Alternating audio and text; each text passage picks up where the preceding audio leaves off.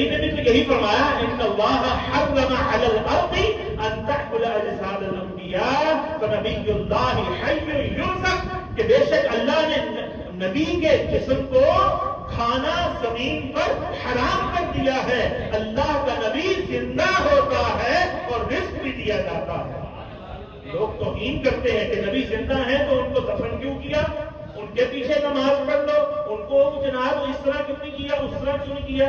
تو بندہ پوچھے جب اللہ رب العالمین شہیدوں کو زندہ کہہ رہا ہے تو اللہ شہیدوں کو دفن کیوں کراتا ہے؟ پہلے اللہ سے تو پوچھو، کیسی عجیب بات ہے۔ اللہ نے شہید کو زندہ کہہ رہا ہے کہ نہیں کہہ رہا؟ تو کیا اللہ پر اعتراض کرو گے کہ اللہ جو یہ زندہ ہے، جو ہمارے سامنے کٹا ہے، جو ہمارے سامنے شہید ہوا ہے، جس نے ہمارے سامنے موت کا جام پیا ہے، تو تو کہہ رہا ہے یہ زندہ ہے؟